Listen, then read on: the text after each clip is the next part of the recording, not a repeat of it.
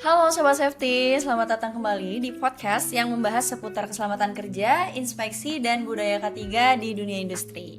Saya Rista Aisyah Fitri dan senang sekali bisa menemani Sobat Safety pada episode kali ini.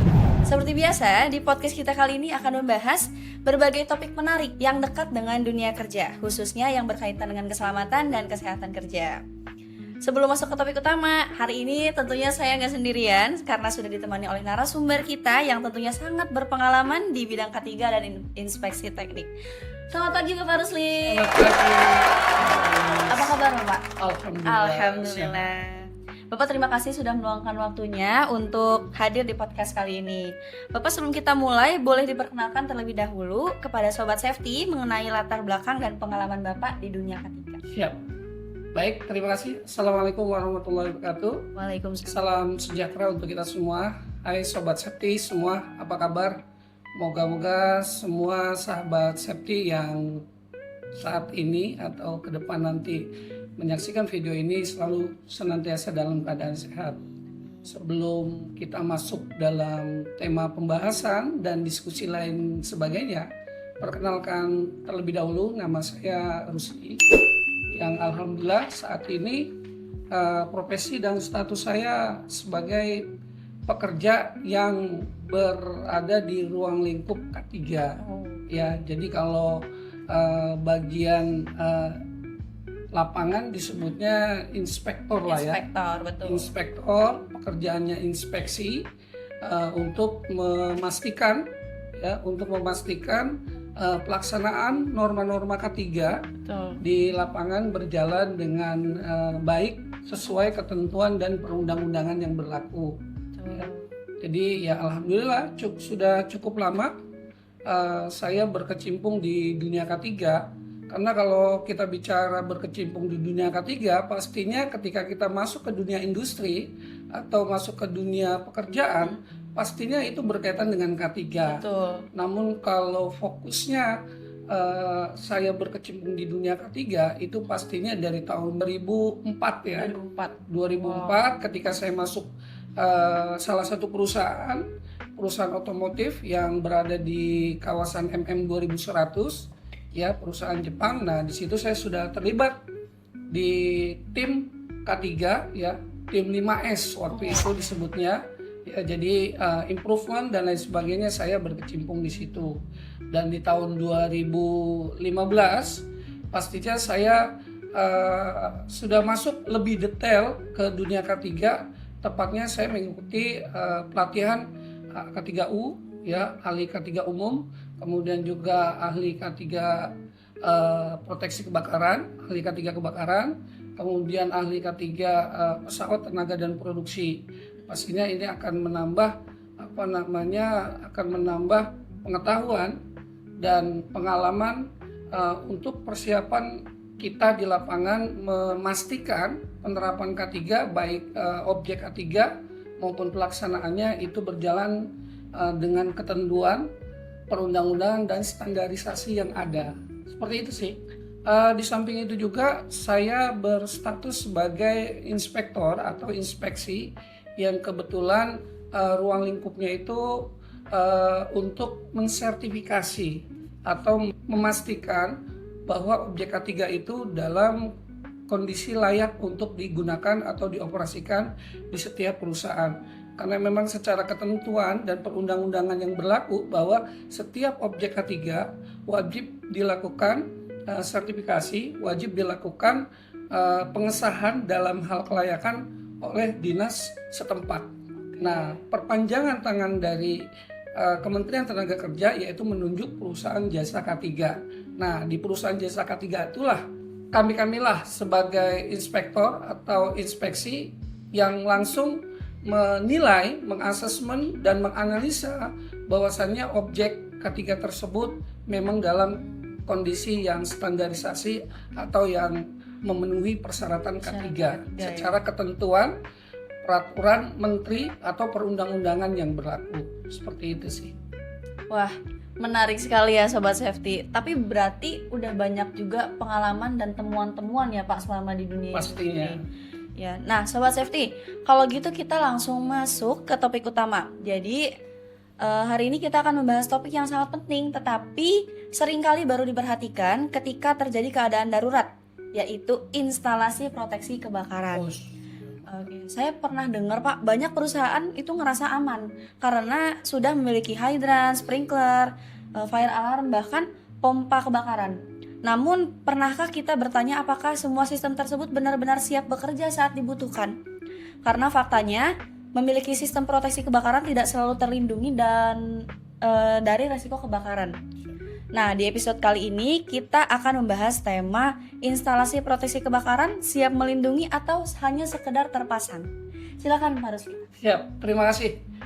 Pertanyaan yang luar biasa, sangat menarik, dan pertanyaan yang luar biasa, sesuatu pertanyaan yang memang harus kita perhatikan dan harus diimplementasikan secara menyeluruh. Betul. Nah, kalau kita bicara tentang proteksi kebakaran, memang banyak hal-hal yang perlu kita banyak bahas, ya, karena proteksi kebakaran ini merupakan instruksi atau amanat perundang-undangan atau ketentuan yang berlaku khususnya di peraturan kementerian, ya.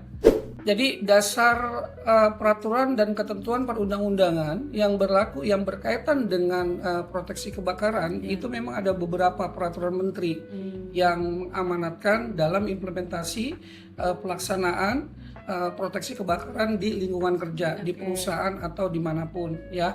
Yang pertama yaitu peraturan menteri nomor 186 tahun 1999 yang berkaitan dengan proteksi kebakaran. Kemudian ada peraturan menteri lagi nomor 4 tahun 1980 yang berkaitan dengan APAR.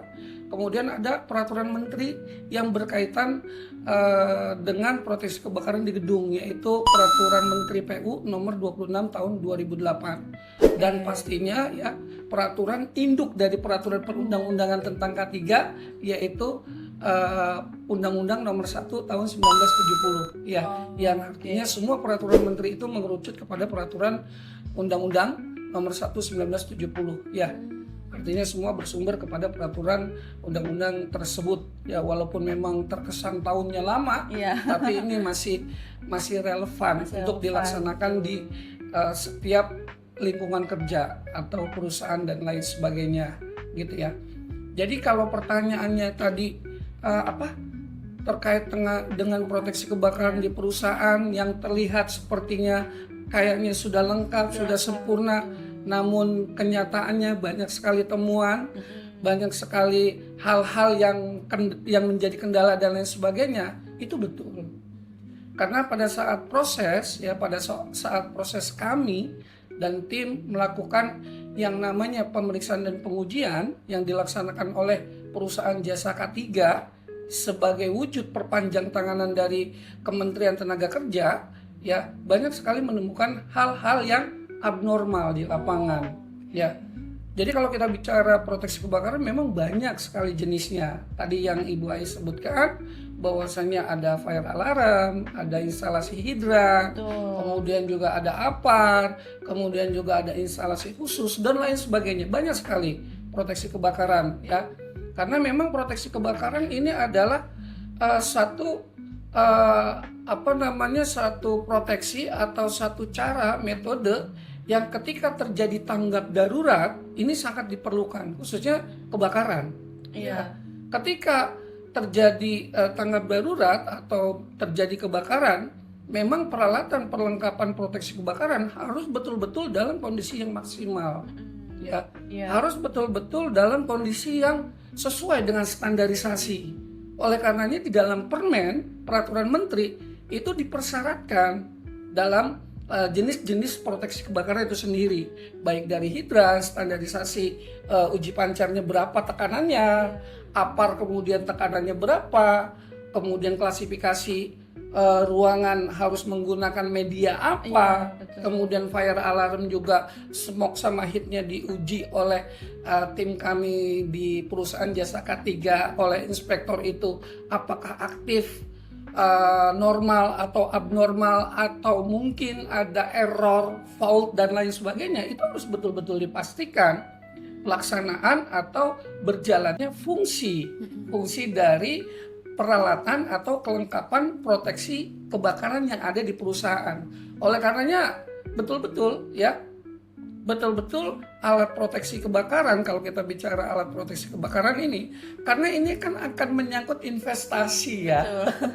Jadi kalau kita bicara investasi sebuah perusahaan, ketika tidak dilengkapi dengan proteksi kebakaran, ini akan mengakibatkan luar biasa ya kerugian yang luar baik kerugian material maupun immaterial ya. Dan kerugian ini kalau yang kita bicara dengan kerugian immaterial ini akan lebih besar. Karena kalau kita melihat ya teori gunung es yang kelihatannya kerugiannya itu kecil, minim, padahal kalau kita melihat teori gunung es itu luar biasa, kerugiannya sangat-sangat besar. Belum lagi psikologis, kepercayaan customer dan lain sebagainya. Dan ini kan dalam recovery perusahaan itu ketika terjadi tanggap darurat, kebakaran dan lain sebagainya, ini kan memerlukan waktu yang cukup lama. Sementara trust dari customer, klien butuh waktu cepat, respon cepat. Nah, ini kan akan mengganggu proses produktivitas. Oleh karenanya kami selaku pelaku yang berkaitan dengan pelaksanaan penerapan K3 terhadap objek K3 betul-betul berpesan bahwasanya harus dipastikan betul ya, tidak menjamin sebuah instalasi proteksi kebakaran yang terlihat sepertinya sempurna, yang terlihat sepertinya lengkap, yang terlihat sepertinya bagus, kemudian saat dilakukan pengujian tidak berfungsi secara maksimal. Nah, ini akan menjadi masalah.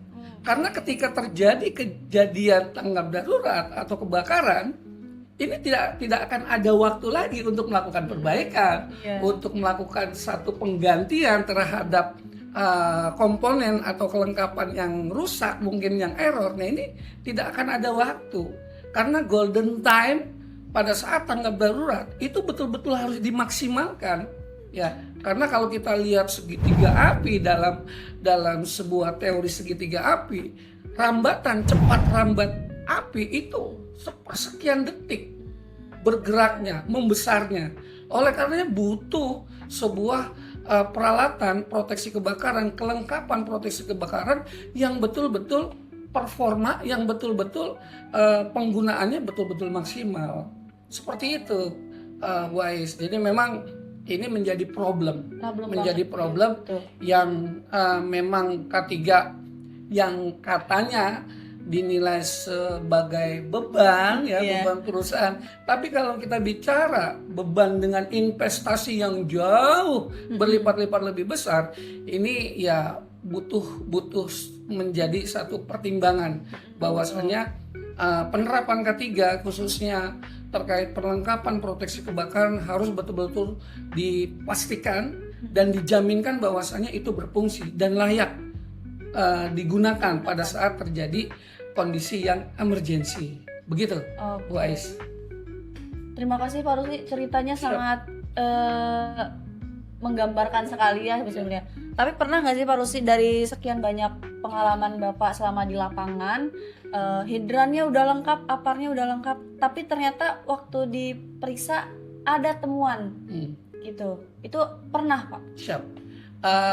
Luar biasa. Ini pertanyaan yang memang betul-betul teknis ya, yang kita temukan yang ada di lapangan, betul-betul memang terjadi di lapangan. Jadi banyak sekali.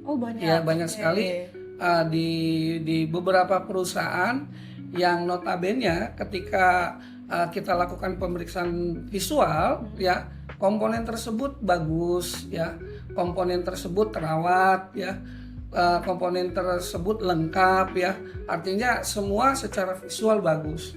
Nah, output dari pemeriksaan dan pengujian itu adalah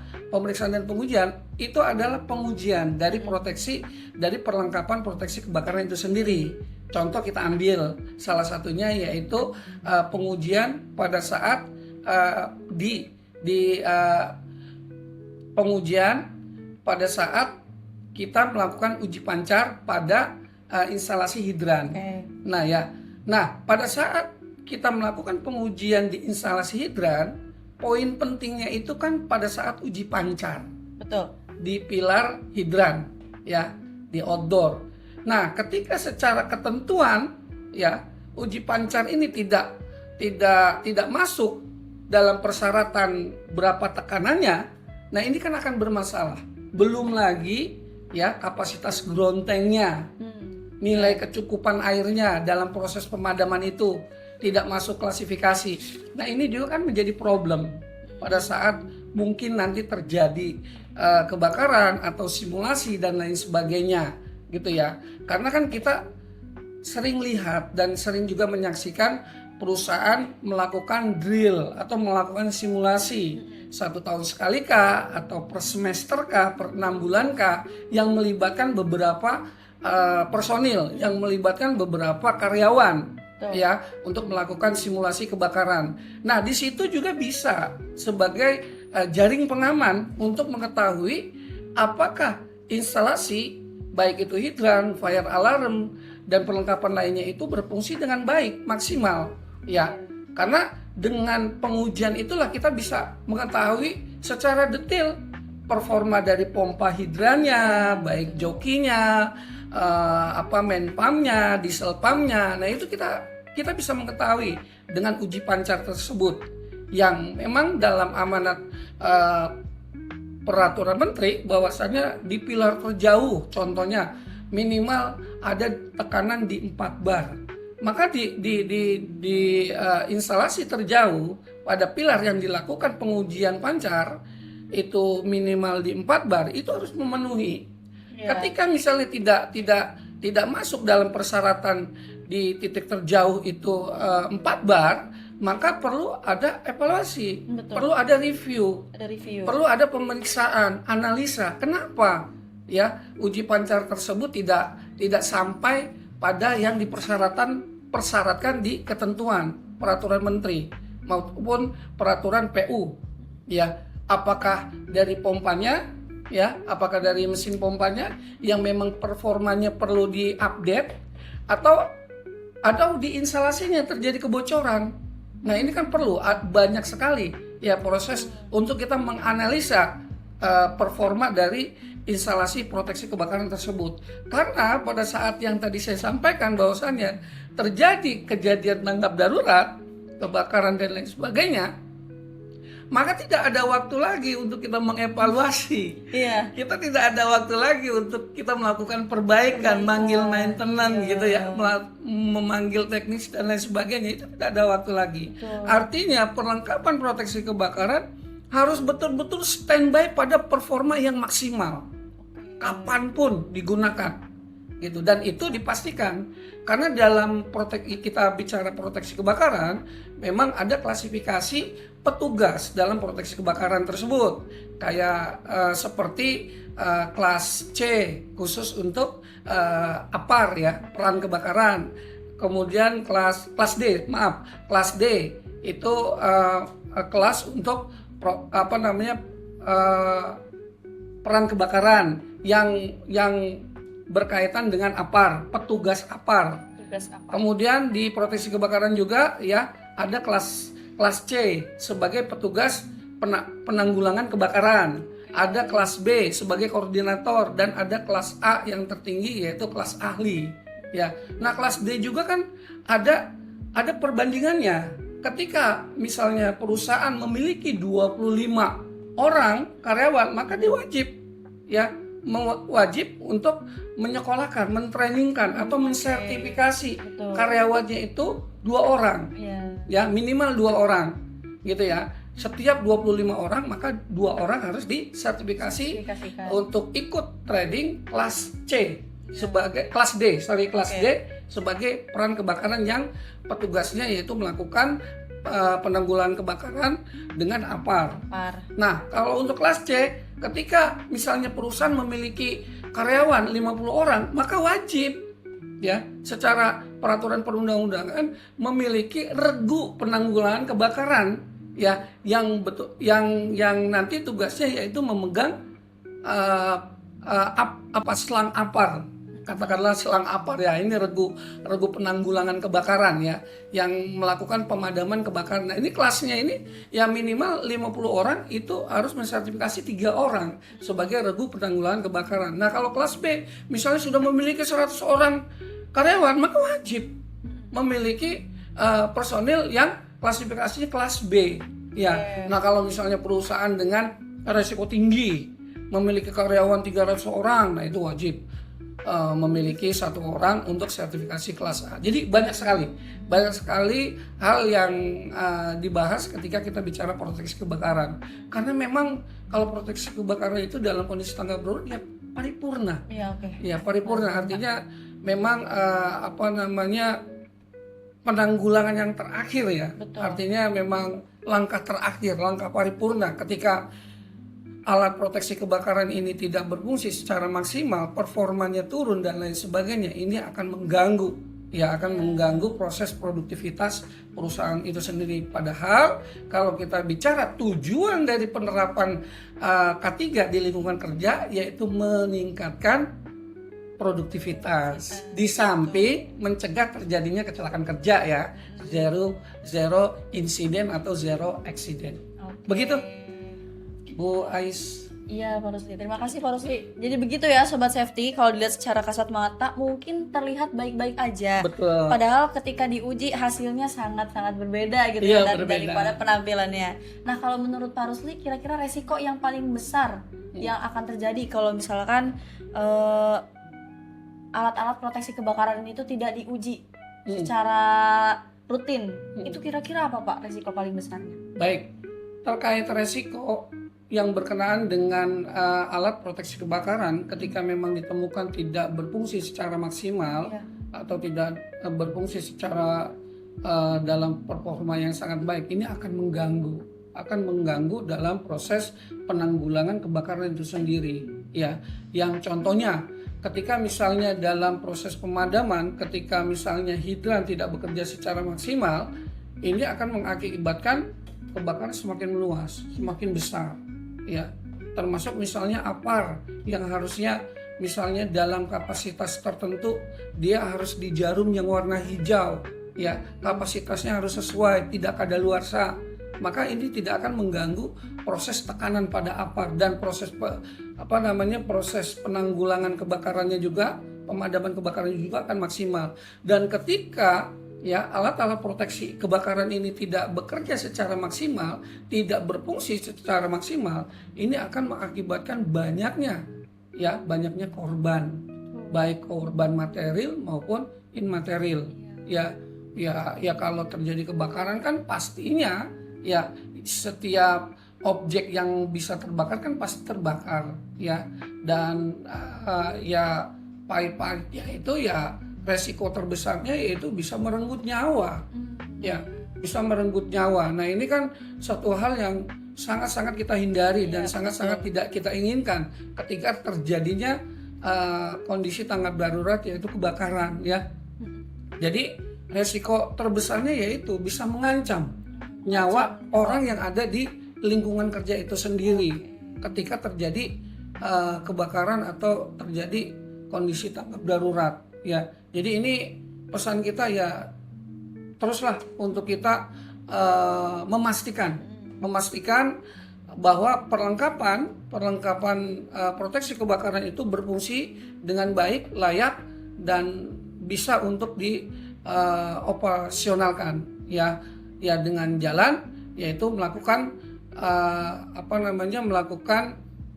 inspeksi secara rutin ya. Kalau yang kelas C, kelas D, kelas B itu memang ada tugas dan kewenangan mereka untuk melakukan pemeriksaan dalam pemeriksaan alat-alat proteksi kebakaran tersebut. Dan dalam yang berkaitan dengan peraturan kementerian, memang setiap perusahaan ya, setiap pengusaha wajib memastikan objek K3 yang ada di perusahaan itu ya berfungsi secara layak dan berfungsi secara maksimal. Dengan cara apa? Ya dilakukan inspeksi pastinya, dilakukan riksa uji terhadap objek K3 itu sendiri, khususnya proteksi kebakaran. Karena dengan kita melakukan inspeksi, kita melakukan reksa uji, maka kita akan mengetahui secara detail apakah objek K3 kita, apakah alat instalasi hidran kita, instalasi fire alarm kita, APAR kita, instalasi khusus kita, apakah berfungsi secara maksimal atau enggak. Karena nanti berjalannya proses inspeksi itu akan ada temuan baik yang sifatnya kecil, sedang, atau tinggi, itu akan disampaikan kepada usernya, kepada perusahaannya terkait yang normal, abnormal, atau temuan yang kiranya temuan kecil, sedang, atau tinggi, ya, atau kritikal, itu akan disampaikan untuk dilakukan tindak lanjut, untuk dilakukan perbaikan, untuk dilakukan penggantian dan lain sebagainya. Sehingga dengan kegiatan pemeriksaan dan pengujian yang dilakukan oleh inspektor di perusahaan jasa K3 atau PJK 3 ini akan mempermudah untuk mengetahui, ya, untuk mengetahui bahwasannya objek K3 khususnya proteksi kebakaran di perusahaan itu memang berfungsi secara maksimal atau layak untuk digunakan. Gitu. Jadi ini jaring pengaman, pengaman setiap perusahaan, karena sayang dong kalau misalnya alat proteksi kebakaran sudah terpasang dengan baik, dengan lengkap, dengan sempurna, kemudian fungsi atau saat pengujian tidak berfungsi secara maksimal, ini kan jadi problem, ya. Ini kan disayangkan dan ini harus menjadi perhatian khusus untuk semua user, untuk semua perusahaan, untuk semua pengusaha, bahwasannya pemerintah memberikan atau menerapkan peraturan yang ada yang berkaitan dengan K3 itu semata-mata adalah untuk melindungi semua, ya, untuk melindungi semua, baik itu melindungi, ya, pengusaha, untuk melindungi pekerja, untuk melindungi tamu, atau untuk melindungi semua, ya, masyarakat yang ada di lingkungan pabrik itu sendiri. Karena kalau misalnya terjadi, tidak menutup kemungkinan lingkungan yang di luar pabrik itu sendiri akan terkena imbasnya, akan terpapar dari kejadian, misal contoh yang meledak, ya kan? Nah, ini kan akan kena ke lingkungan sekitarnya yang durasinya atau yang jaraknya sangat dekat sekali. Nah, ini kan sesuatu yang kita tidak inginkan. Oleh karenanya penting sekali bahwasannya objek K3 di tempat kita, ya, proteksi kebakaran, ya, itu betul-betul berfungsi secara ketentuan dan persyaratan yang ada. Seperti itu, Bu Ais. Jadi begitu ya Sobat Safety. Tapi mungkin Sobat Safety juga penasaran nih Pak, kira-kira dari alat proteksi kebakaran ini yang layak itu seperti apa kira-kira? Ya, jadi kalau kita bicara kelayakan dari sebuah instalasi, baik itu hidran, fire alarm, dan lain-lainnya, komponen proteksi kebakaran, itu memang tertuang dan bisa kita lihat jelas di peraturan-peraturan yang ada. Jadi kalau kita bahas cukup panjang, ya, seperti apa, ya. Jadi bisa kita lihat dalam peraturan menteri, ya, peraturan menteri khususnya yang tadi saya sebutkan di awal, ya, di peraturan menteri nomor 186 tahun 1999, kemudian peraturan menteri nomor 4 tahun 1980, kemudian peraturan menteri PU, ya, nomor 26 tahun 2008. Di situ jelas, ya, segala sesuatu yang berkaitan dengan proteksi kebakaran secara detail itu dibahas semua. Nah, sekali-kali Sobat Safety juga harus membaca itu, harus membuka lembar demi lembar, ya. Apakah alat-alat proteksi kebakaran kita apakah memang sesuai dengan yang dipersyaratkan ketentuan dan perundang-undangan atau belum, gitu. Jadi itu akan menambah wawasan, pengalaman, dan juga akan menambah keilmuan kita, ya, ketika kita membuka regulasi yang ada, ya. Karena kalau kita kita buka dalam diskusi ini cukup panjang sekali. Contohnya misalnya lah, contoh salah satu untuk fire alarm, ya. Di fire alarm itu kan banyaknya itu terinstalasi seperti smoke detector dan heat detector, atau MCP atau manual bottom yang banyak orang sebut, ya. Nah, ketika pada saat pengujian kita lakukan pengujian smoke dengan asap, ya. Ketika misal kita lakukan pengujian dengan asap, kemudian dia mengirim sinyal ke NCFA, ya, panel kontrol pusat dari fire alarm itu sendiri, maka itu akan memberikan alamat ke sana dan itu akan alarmnya itu akan berbunyi ketika kita melakukan pengujian, termasuk dengan heat detector. Ya, kita lakukan pengujian dengan sistem pemanasan pada titik heat detector tersebut ya. Nah, ketika kita melakukan pengujian dengan sistem panas pada heat detector, maka dia akan mengirimkan sinyal ke MCFA, ke panel sentral fire alarm ya. Dan ketika misalnya menerima alamat ya, alamat di titik mana terjadi hawa panas tersebut, maka alarm akan berbunyi. Nah, ini sinyal untuk semua karyawan bahwasanya dalam suatu tempat itu memang terjadi kondisi yang emergensi. Nah, itu di salah satu contoh pengujian. Ada juga di MCP atau manual bottom ya.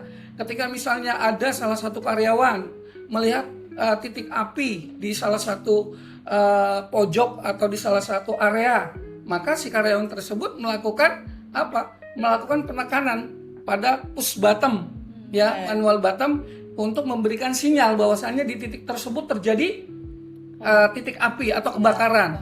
Nah, ini bagian atau salah satu pengujian-pengujian yang kita lakukan. Atau misalnya kita melakukan uji fault ya. Uji fault itu yaitu pengujian misalnya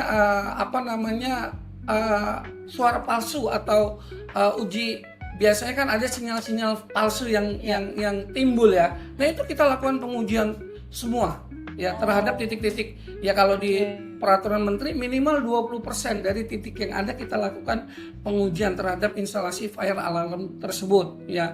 Nah, kalau untuk instalasi hidran, salah satu contohnya yang paling penting, poin penting yaitu uji pancar ya. Uji pancar ini kan harus kita lakukan di 3 titik ya bersamaan, yaitu di titik terdekat, menengah, dan jauh. Nah, titik terjauh minimal kita harus dapatkan di tekanan 4 bar.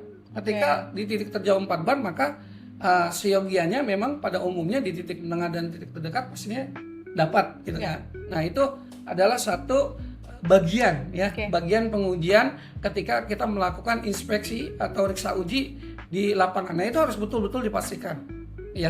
Salah satu bagian dari pengujian-pengujian dari riksa uji itu sendiri. Begitu, guys. Baik, Sobat Safety, dari pembahasan barusan kita belajar bahwa keberadaan hidran, sprinkler, alarm kebakaran, dan pompa kebakaran itu belum tentu ya Pak menjamin keselamatan apabila tidak dilakukan pemeriksaan dan pengujian secara berkala. Terima kasih banyak Pak Rusli atas sama-sama informasi yang sangat penting bagi Sobat Safety kali ini. Sebelum penutup, mungkin Pak Rusli ada yang ingin disampaikan mengenai instalasi proteksi kebakaran pada Sobat Safety. Baik, terima kasih Bu Ais dan tim, khususnya untuk para Sobat Safety yang mengudara mungkin ya, yang melihat video ini, bahwasannya seperti yang kita ketahui bahwasannya walaupun pesan itu hanya 1 ayat, maka sampaikanlah kepada seseorang atau kepada orang lain, karena ini akan bermanfaat untuk banyak orang. Karena pada prinsipnya orang yang baik adalah orang yang banyak bermanfaat untuk orang lain ya, dan orang yang bermanfaat itu bisa mencegah terhadap terjadinya kecelakaan kerja ya. Nah, untuk yang berkaitan dengan proteksi kebakaran ya, pesan saya bahwasannya yang disampaikan di awal tadi, bahwasannya peraturan perundang-undangan dan ketentuan sudah jelas mengamanatkan bahwasannya proteksi kebakaran, perlengkapan dan lain sebagainya itu memang harus berfungsi secara baik, secara standar, secara ketentuan yang berlaku. Oleh karenanya kita semua harus memastikan ya, semua orang atau tim atau bagian personil di lingkungan kerja itu harus memastikan betul apakah perlengkapan proteksi kebakaran di tempat kita itu memang layak dan memenuhi standar dan ketentuan yang berlaku atau tidak. Ketika memang kita melihat sesuatu yang tidak sesuai dengan ketentuan atau pelaksanaan K3, maka sudah seyogianya siapapun orangnya, siapapun statusnya, maka sampaikan kepada orang yang punya kewenangan untuk itu, untuk dilakukan perbaikan, untuk dilakukan recovery, atau untuk dilakukan penggantian. Karena yang tadi disampaikan bahwasannya ketika terjadi emergensi, maka tidak ada waktu lagi untuk melakukan perbaikan, revisi, atau lain sebagainya. Oleh karenanya pastikan betul ketika memang tidak ada waktu untuk menganalisa, mengasesmen terhadap perlengkapan proteksi kebakaran berfungsi atau tidak, maka bisa menghubungi kami ya. Betul. Di tim safety. Mudah-mudahan apapun nanti pertanyaan, apapun nanti masalah dan lain sebagainya, insya Allah kami maksimal akan membantu. Karena seyogianya yang berkaitan dengan tanggap darurat, yang berkaitan dengan nyawa, yang berkaitan dengan sesuatu yang berkaitan dengan produktivitas, pastinya akan menjadi tanggung jawab kita semua. Betul. Terlebih kami yang sudah tersertifikasi. Betul. Ya, sebagai angkat 3 kebakaran. Oleh karenanya ini menjadi tanggung jawab, ini menjadi kewenangan kami untuk bisa memberikan berkontribusi terhadap sobat safety yang ada di manapun berada, untuk bisa bersharing, berdiskusi atau bertanya dan lain sebagainya. Kami akan merasa senang. Pastikan semua proteksi kebakaran perlengkapannya dalam kondisi yang baik, dalam kondisi yang berfungsi sesuai dengan ketentuan dan perundang-undangan yang berlaku. Terima kasih, mohon maaf ketika memang ada hal yang kurang berkenan. Sekali lagi, semoga semua bisa berjalan baik sesuai dengan yang kita mau. Salam safety. Terima kasih, Bais. Terima kasih banyak Pak Rusli. Nah, Sobat Safety, terima kasih telah mendengarkan podcast hari ini. Sampai jumpa di episode berikutnya. Tetap utamakan keselamatan, karena keselamatan bukan sekadar kewajiban, tapi investasi juga untuk masa depan. Salam safety. Salam safety. Assalamualaikum warahmatullahi wabarakatuh. Assalamualaikum warahmatullahi wabarakatuh.